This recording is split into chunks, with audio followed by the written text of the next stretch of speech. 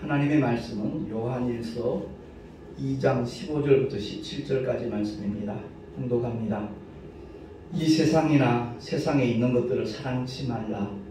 누구든지 세상을 사랑하면 아버지의 사랑이 그 속에 있지 아니하니 이는 세상에 있는 모든 것이 육신의 정욕과 안목의 정욕과 이생의 자랑이니 다 아버지께로 쫓아온 것이 아니요 세상으로 쫓아온 것이라. 이 세상도 그 정욕도 지나가되 오직 하나님의 뜻을 행하는 이는 영원히 거하느니라. 아멘. 기도하겠습니다. 주님 감사합니다. 오늘도 주 앞에 나와 경배와 찬양을 드리며 하나님의 생명의 말씀에 귀를 기울일 수 있는 은혜의 시간 주심을 감사합니다. 성령께서 깨닫게 하셔서 정말 우리를 통하여 이루시기를 원하신 아버지의 거룩하신 뜻이 무엇인가 알게 하시고 그대로 실행할 수 있는 힘과 은혜와 능력도 주님 공급하여 주시옵소서. 우리 구주 예수 그리스도 이름으로 감사하며 기도하옵나이다. 아멘. 인류가 정말 힘들게 살게 된 원인은 딱 한 가지죠. 그건 다른 게 아니라 첫사람 아담이 지킬 것을 지키지 못했기 때문에 그렇습니다. 하와를 찾아와 유혹한 마귀의 모든 괴계는 오늘날도 똑같은 양상으로 나타나고 있습니다. 마치 하와를 위하는 것처럼 마귀는 접근했잖아요. 네가 하나님처럼 될까봐 먹지 말라 한 것이다. 이렇게 유혹을 하죠. 그래서 주님이 일러주십니다. 요한복음 10장 10절 우리 한 목소리 합독합니다. 도적이 오는 것은 도적질하고 죽이고 멸망시키려는 것뿐이요. 아멘. 도적이 오는 목적은 딱 한 가지입니다. 파멸입니다. 멸망입니다. 하와가 옛뱀이 찾아왔을 때 그 이후에 선악과를 봤을 때 느낌이 전혀 달랐습니다. 그러니까 마귀의 생각을 그 유혹을 받아들였기 때문에 그렇습니다. 분명히 그전에도 선악과를 한두 번 본 것이 아닐 겁니다. 동상 중앙에 있는 선악과니까 자주 봤을 겁니다. 그러나 그 마음속에 어떤 동요도 없었습니다. 전혀 흔들림이 없었습니다. 유혹받지 않았습니다. 그런데 마귀의 말을 귀담아 듣다 보니까 거기에 그만 큰 변화가 일어난 것입니다. 창세기 3장 6절 말씀 합독하겠습니다. 여자가 그 나무를 본즉 먹음직도 하고 보암직도 하고 지혜롭게 할 만큼 탐스럽기도 한 나무인지라. 여자가 그 실과를 따먹고 자기와 함께한 남편에게도 주매 그도 먹은지라 라고 성경은 말씀하고 있습니다. 여기서 우리가 꼭 기억해야 될 것이 있습니다. 반드시 분별해야 될 내용입니다. 그것은 다름이 아니라 아담이 선악과를 먹은 것은 하와와 같은 목적 때문에 그 이유 때문에 먹은 것이 아니라는 것이죠. 그러니까 하와는 하나님처럼 되고 싶어서 하나님의 이름을 가지려고 선악과를 먹은 것이지만 아담은 자기 아내가 주니까 그냥 별 생각 없이 분명 하나님은 먹지 말라 그 맛이었는데 불순종하는 죄입니다. 사단적인 죄와 불순종의 죄는 전혀 다른 차원이라는 것을 우리가 알고 있어야 됩니다. 그 창세기에 나오는 선악과는 수많은 과일 중에 하나가 아니라 영적 존재가 된 아담에게 하나님이 주신 계명입니다. 선악과를 먹지 말라라는 하나님의 계명을 아담은 불순종한 것이죠. 그래서 우리가 이 사건을 보면서 인격적인 존재가 이 우주 안에는 하나님과 천사들과 인간 세 종류가 있습니다. 근데 인간이 만들어지기 전에 저 영계에서 일어난 사건을 우리가 성경을 구약을 더듬어 보면 발견할 수 있는데 이사야서에도 나와 있고 에스겔서도 나와 있고 그렇습니다. 그 영적인 일인데 그건 다름이 아니라 천사에게나 인간에게나 하나님께서 큰 선물을 주셨습니다. 그것이 바로 자유의지입니다. 자유의지를 주셨다는 그 뜻은 하나님의 말씀을 수용할 수도 있고 배타할 수도 있는 것이 바로 자유의지입니다. 근데 그 영계에서 바로 하나님만을 찬양하고 하나님만을 높여야 될 그 천사가, 그 천사장 루시엘이 그만 하나님의 이름에 도전한 것이죠. 하나님께 비기려고 나타난 것이죠. 그래서 그는 루시퍼가 된 겁니다. 마왕이 된 겁니다. 하나님의 말씀대로 순종하지 않았다고 하여서 하나님이 만약 바로 형벌을 내리신다면 하나님의 공의가 성립이 안 되는 겁니다. 왜? 수용성과 배타성 가운데 무엇을 써도 그것은 하나님이 주신 자유의지에 의하여 나타난 결과이기 때문에 그렇습니다. 그래서 선악과는 바로 그 마귀의 죄를 드러나게 하기 위한, 불의가 드러나게 하기 위한 하나님의 지혜입니다. 다른 말로 바꿔 말하면 마귀를 향한 하나님의 덫이라는 것을 우리가 이해를 해야 됩니다. 선악과는 하나님의 원수인 마귀가 그 자유의지를 자신에게만 발동한 것이 아니라 하나님의 형상대로 그 모양을 따라 지음받은 아담과 하와에게 사용을 했기 때문에 그것이 곧 불의로 드러났다는 것을 성경은 말씀을 하고 있는 겁니다. 그래서 하나님께서 하나님의 형상대로 그 모양을 따라 지음받은 영적 존재인 생기를 불어넣어서 영적 존재가 된, 생명이 된 아담에게 창세기 2장 15절 말씀을 보니까 우리 한번 합독하겠습니다. 시작. 여호와 하나님이 그 사람을 이끌어 에덴 동산에 두사 그것을 다스리며 지키게 하시고. 아멘. 아담에게 에덴 동산을 다스리면서 동시에 지키게 하셨다는 겁니다. 다스린다는 말은 왕적 권세, 왕권을 부여하셨다는 것이고, 지키게 했다는 것은 사명을 주셨다는 겁니다. 바꿔 말하면 누군가가 침입할 자가 있다는 것을 암시하는 하나님의 말씀이라는 것을 우리가 기억을 해야 될 것입니다.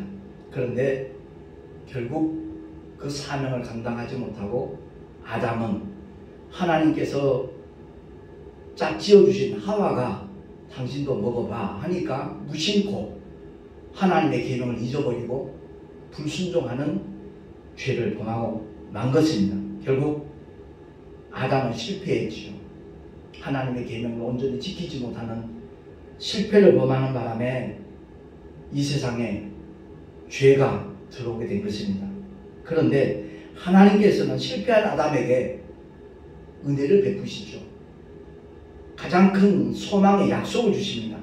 그것은 다름이 아니라 뱀의 후손과 여자의 후손의 관계를 약속하시면서, 뱀의 후손은 여자의 후손의 발꿈치를 상하게 하지만 여자의 후손은 뱀의 머리를 상하게 할 것이라는 것을 하나님께서 약속을 하십니다. 바꿔 말해서 여자의 후손은 곧 2000년 전 이 땅에 오셔서 십자가에서 인류의 모든 죄를 짊어지시고 피 흘려 죽으셨다가 사흘 만에 부활하셔서 마귀의 모든 권세를 박탈하신 예수 그리스도십니다. 그의 죽으심, 그의 피 흘려 죽으심과 부활은 그야말로 하나님의 처방이요 해결책이라는 것을 이 믿는 자들이 바로 안다라면 삶의 자리는 분명히 달라지기 시작할 것입니다. 그래서 베드로 역시도 베드로전서 2장 24절을 통하여 이와 같이 선언합니다. 시작. 친히 나무에 달려 그 몸으로 우리 죄를 담당하셨으니 이는 우리로 죄에 대하여 죽고 의에 대하여 살게 하려 하십니다.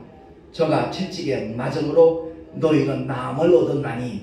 아멘. 그렇습니다. 예수님께서 이 땅에 오셔서 그 몸으로 인류의 모든 죄를 담당하셨다고 말씀합니다. 죄값은 사망이거든요. 근데 피 흘림 없이는 죄사함이 없기 때문에 예수님께서 당시에도 많은 그 처형 제도가 있었을 겁니다.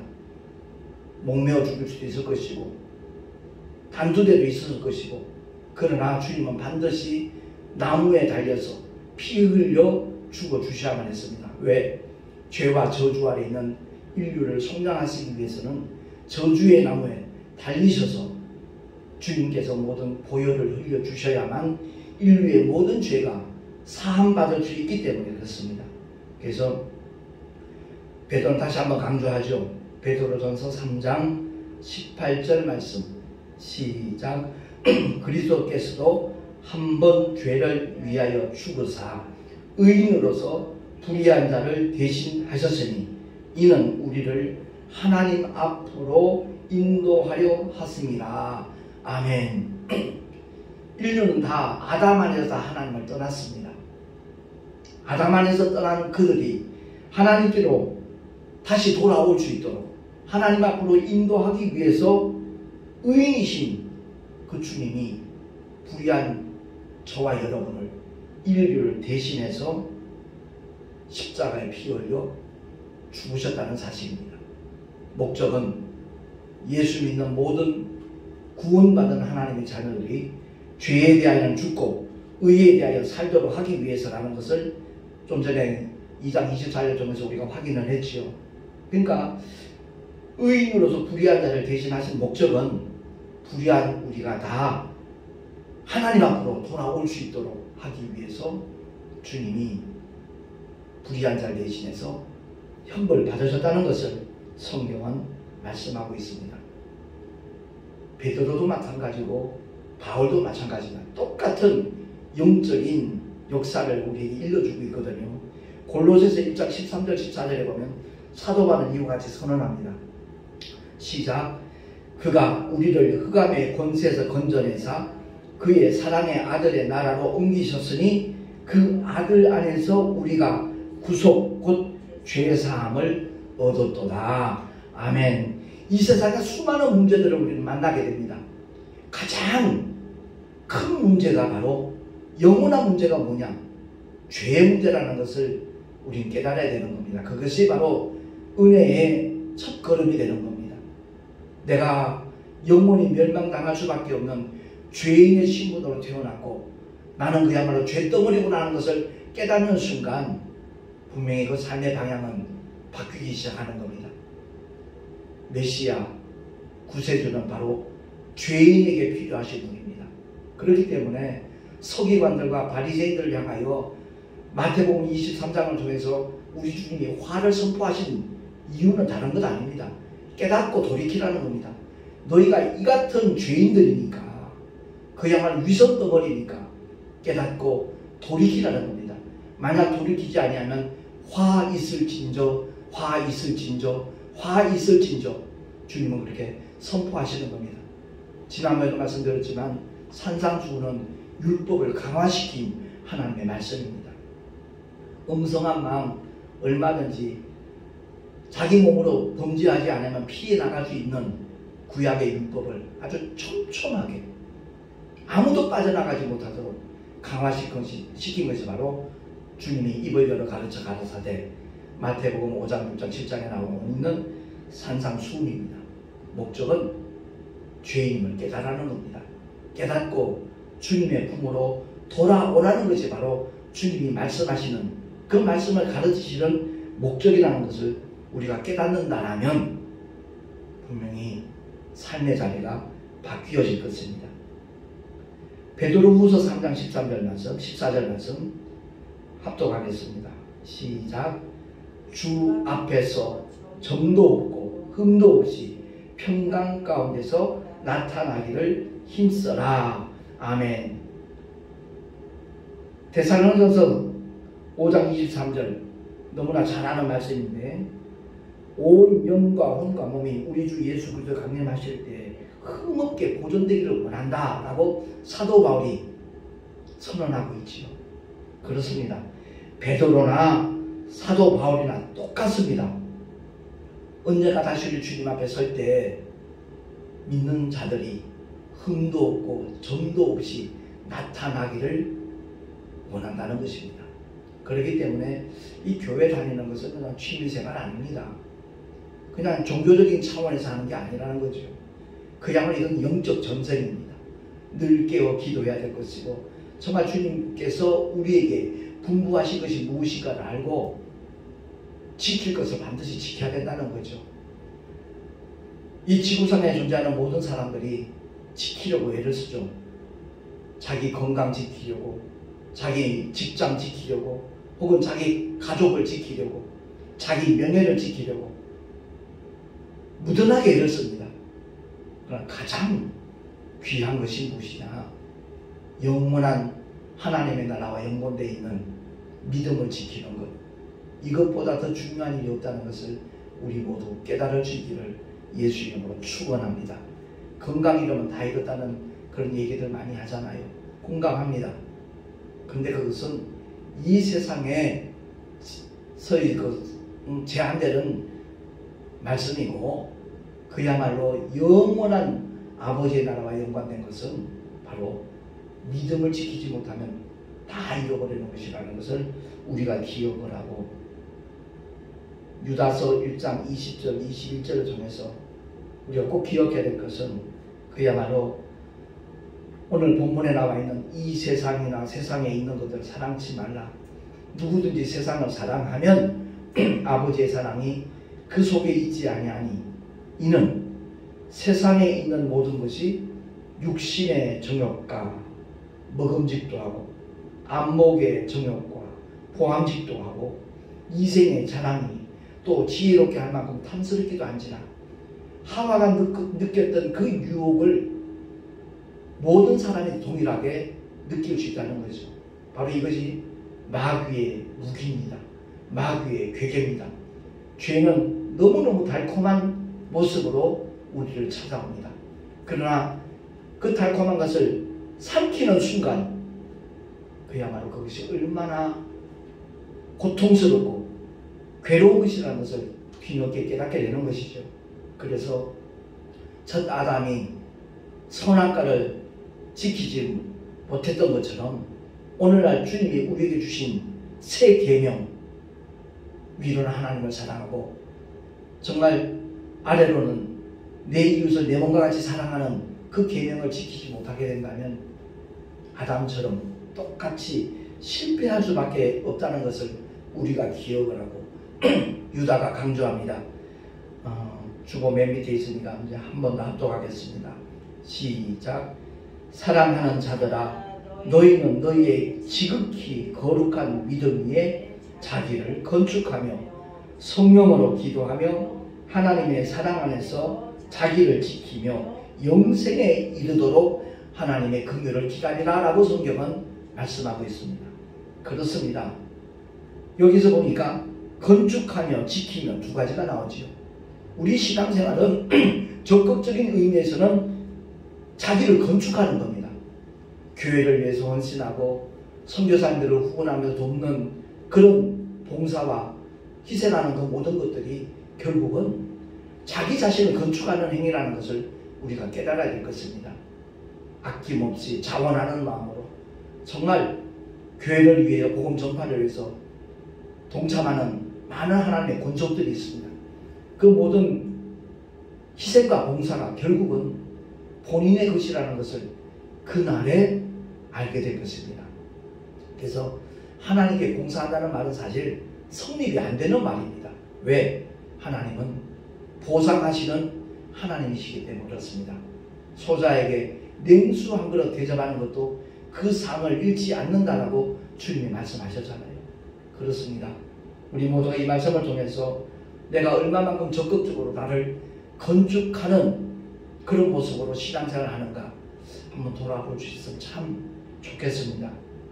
최소한 자기를 지키는, 방어할 수 있는 사탄의 어떤 유혹도 어떤 괴계도 물리칠 수 있는 그야말로 자기를 지키는 하나님의 사람이 된다면 그 사람은 복 있는 사람임에 틀림이 없습니다. 어느 선교사님이 그런 표현을 하죠. 하나님께서는 현찰거래가 없다고, 항상 응으로 주신다고. 바꿔 말하면 하나님의 말씀으로 응답하신다는 거죠. 그런데 그 말씀을 정말 믿고 붙잡고 순종하는 자에게는 반드시 그 말씀에 담겨져 있는 하나님의 모든 능력과 약속과 축복과 기사와 이적을 허락하시는 분이 신실하신 우리 하나님 아버지신 줄로 믿습니다. 그래서 믿음을 지키는 자. 내가 오늘 말씀의 제목을 끝까지 지켜야 산다 라는 제목을 붙였는데 그렇습니다. 언제까지 지켜야 된다고요? 끝까지입니다. 사도 바울의 고백이 그거잖아요. 믿음을 지켰으니. 선한 싸움을 싸우고 달려가기를 마치고 믿음을 지켰으니. 그러니까 저와 여러분 정말 이 믿음의 길 걸어가면서 어떤 어려움이 있고 어떤 괴로움이 있고 어떤 유혹이 있고 시험거리가 있다 할지라도 거기에 흔들리지 아니하고 믿음을 지킬 수 있는 하나님의 사람으로 살아갈 수 있기를 예수 그리스도 이름으로 축원을 드립니다. 기도하겠습니다. 하나님 아버지 감사합니다. 오늘도 주님 허락하신 말씀을 통하여서 다시 한번 깨닫게 됨을 감사합니다. 깨달은 대로 실행할 수 있는 힘과 은혜와 능력을 주님 공급하여 주시옵소서. 육신의 정욕, 안목의 정욕, 이생의 자랑, 이것은 모두 육신의 소욕으로서 육신이 한 줌의 얼굴로 돌아가기 전까지는 결코 사라지지 않는 것이라는 것을 기억을 하고 그러하기에 성령의 소욕을 쫓아 행하는 하나님의 사람으로 살아갈 수 있는 우리 모두가 되게 하여 주시옵소서. 우리 구주 예수 그리스도 이름으로 감사하며 기도하옵나이다. 아멘. 교회 소식 주보를 참고하시기 바랍니다. 이번 1일 교통사고로 인해서 계속 서말 한방병원에 입원하고 있는데 어저께 회사 상무님이 얘기하기를 그 차를 부딪히지 않고 피하려고 했기 때문에 과실 비율이 6대4로 자꾸만 저쪽에서 주장을 한다는 거죠. 닿지도 않았는데 어째서 8대2냐 이런 식으로 주장을 한다는 거예요. 그래서 이를 위해서 좀 기도해 주셨으면 좋겠어요. 아닌 말로 그 차를 부딪혔으면 그 운전자는 많이 다쳤을 겁니다. 그리고 과실 비율은 우리가 더 많아질 수도 있을지 더 적게 될 수 있었을지 모르지만 그건 아니라고 보거든. 너무 불합리한 것 같아요. 정말 합리적으로 이 모든 문제가 잘 해결될 수 있도록 기도해 주시면 참 좋겠습니다. 내일 모레 우리 동선회 교육자 원례회가 저희 송내 열방교에서 개최가 됩니다. 위에서 기도해 주시면 참으로 고맙겠습니다. 드린 예물 위하여 잠시 기도하고 축도로 예배를 마치도록 합니다. 존귀하신 하나님 아버지 은혜를 감사합니다. 우리에게 베풀어 주신 하나님의 놀라운 사랑과 은혜에 감사해서 귀한 예물을 드린 손길들이 있습니다. 11조와 여러가지 헌물들을 드렸습니다. 주일 예물을 드렸습니다.